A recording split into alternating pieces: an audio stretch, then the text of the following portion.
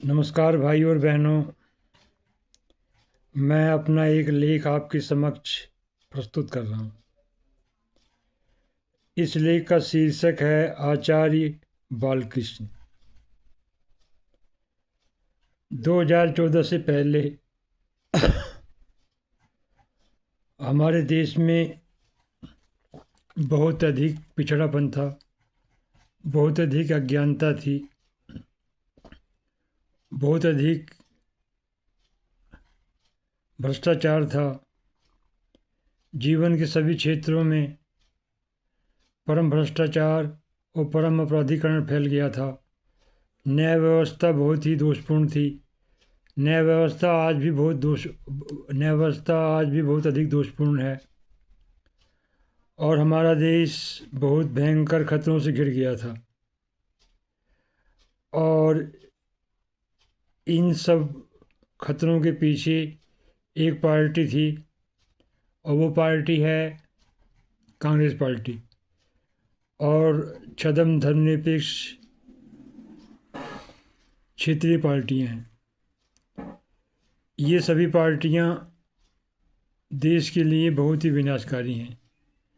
इन पार्टियों को देश से कोई लेना देना नहीं है। इन पार्टियों का एकमात्र उद्देश्य है सत्ता से पैसा और पैसे से सत्ता।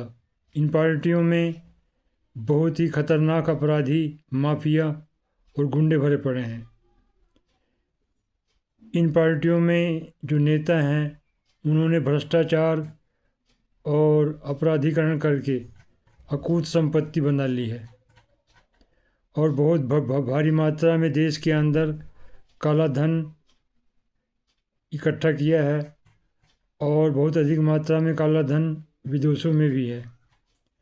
अभी भी काले धन को समाप्त करने के लिए एक श्रेष्ठ व्यवहारिक और दूरगामी योजना नहीं बनाई गई है।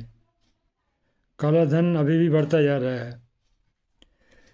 तो भाइयों, बंधुओं, मित्रों और बहनों, इन्हीं सब बातों को ध्यान में रखकर मैं अपना ये लेख आपके समक्ष प्रस्तुत कर रहा हूँ।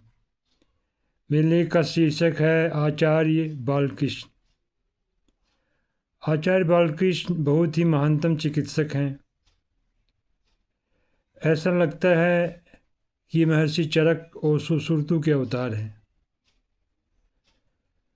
मुझे इनका व्यक्तित्व बहुत अच्छा लगता है। इन्होंने बहुत सी पुस्तकों की रचना की है। इनका जीवन बहुत ही प्रेरणादायक और महानतम है। इन्होंने आयुर्वेद को बहुत ही श्रेष्ठतम ढंग से प्रचारित किया है। इन्होंने लगभग सारे भारत का भ्रमण किया है। अपने भ्रमण के दौरान इन्होंने बहुत सा अनुभव और ज्ञान प्राप्त किया है। फिर इस अनुभव और ज्ञान से इन्होंने आयुर्वेद के क्षेत्र में बहुत से अनुसंधान किए हैं। इन्होंने अपने साथ अन्य चिकित्सकों को भी जोड़ा है जो कि आज आयुर्वेद के क्षेत्र में बहुत अधिक अनुसंधान कर रहे हैं। इनके ही एक सहयोगी हैं अनुराग वार्ष्णेय, जो कि बहुत ही श्रेष्ठतम और महानतम चिकित्सक हैं। इन्होंने भी आयुर्वेद के क्षेत्र में बहुत ही श्रेष्ठतम और महानतम अनुसंधान किए हैं। अनुराग वार्ष्णेय ने बहुत से अनुसंधान पत्र अंतर्राष्ट्रीय शोध पत्रिकाओं में प्रकाशित कराए हैं।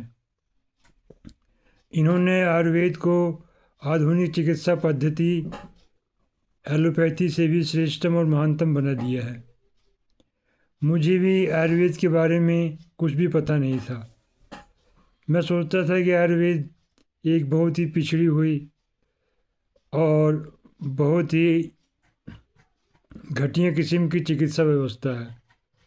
मैं सोचता था कि एलोपैथी ही सबसे श्रेष्ठतम और महानतम है और भारत के लिए उपयोगी है।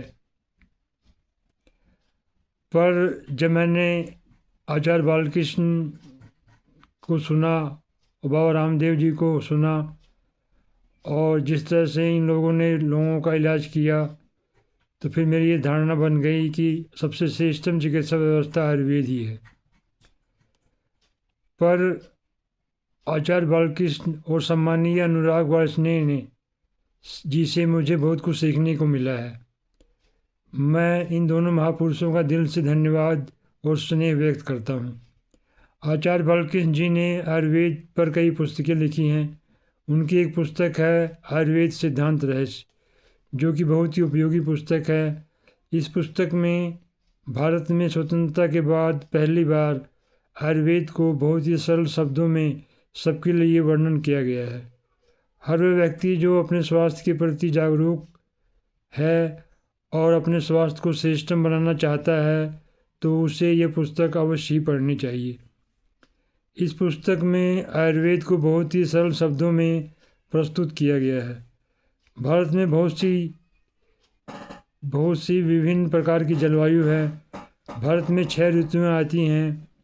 भारत की भौगोलिक अवस्था भी बहुत अधिक भिन्नता लिए हुए है। इसीलिए भारत के प्राचीन काल के चिकित्सकों ने हर ऋतु के अनुसार अलग तरह के भोजन की व्यवस्था भारत के लिए की थी। इसी तरह से दिन के समय भी अलग अलग प्रकार की भोजन की व्यवस्था भारत के ऋषियों ने की थी। इस तरह की व्यवस्था बहुत ही श्रेष्ठतम और महानतम थी। आचार्य बालकृष्ण जी ने आयुर्वेद की एक औषधि बनाई थी। उसे बनाने की प्रेरणा इन्हें एक आदिवासी इलाके से मिली थी।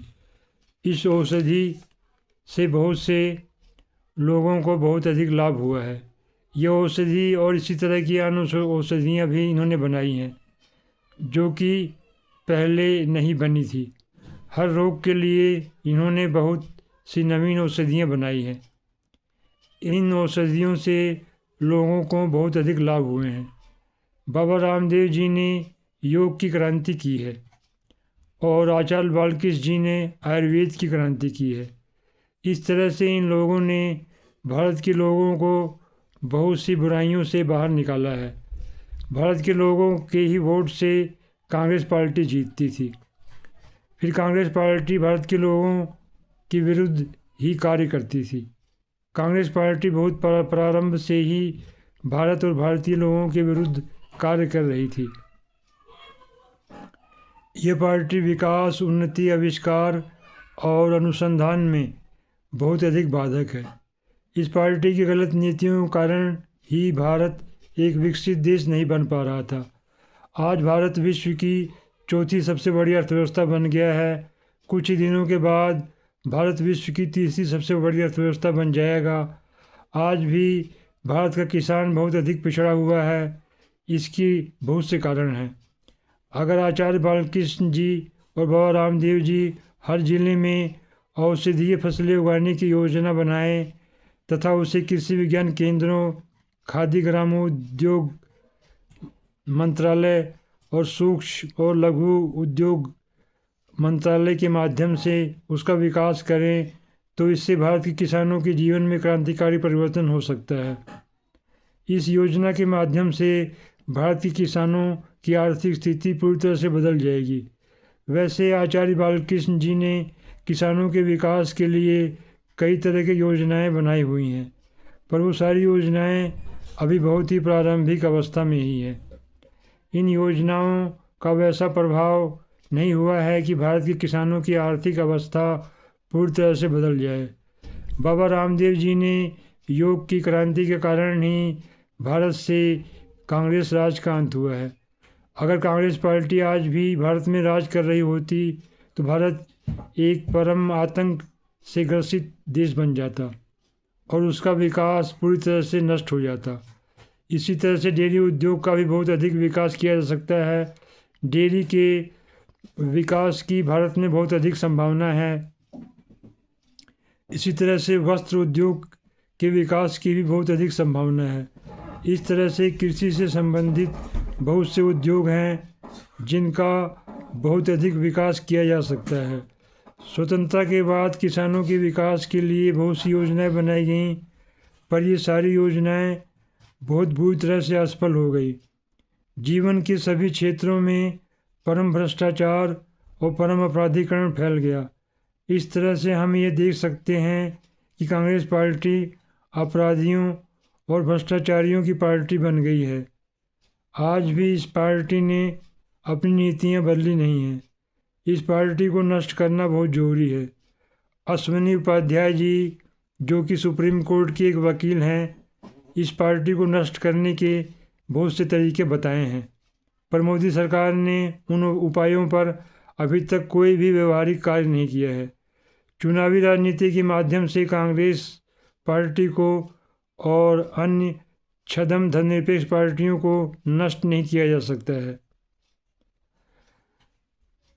इस तरह से हम ये देख सकते हैं कि आचार्य बालकृष्ण जी ने आयुर्वेद को बहुत ही श्रेष्ठतम रूप से जन जन के हृदय में स्थापित करने का प्रयास किया है। वैसे इनका प्रयास निरंतर आगे ही बढ़ता जा रहा है और ऐसी आशा की जा सकती है कि इनका प्रयास और भी आगे बढ़ेगा। वैसे आचार्य बालकृष्ण जी ने आयुर्वेद के विकास के लिए और भारत के विकास के लिए बहुत ही श्रेष्ठतम कार्य किया है। इसी तरह से बाबा रामदेव जी ने भी बहुत ही श्रेष्ठतम कार्य किया है। भारत के सभी अच्छे लोग इन लोगों का युगों युगों तक धन्यवाद अर्पित करते रहेंगे और इनको प्रणाम करते रहेंगे। तो इस तरह भाइयों और बहनों, मित्रों और बंधुओं, मेरा ये लेख समाप्त होता है। अगर आपको मेरा ये लेख पसंद आया हो, कृपया मेरे चैनल को सब्सक्राइब कर लें। मेरे लेख को सुनने के लिए और मेरे वीडियो को देखने के लिए आपका बहुत बहुत धन्यवाद। भारत आगे बढ़ता रहे, भारत विकास करता रहे। वंदे मातरम। भारत माता की जय। नमस्कार।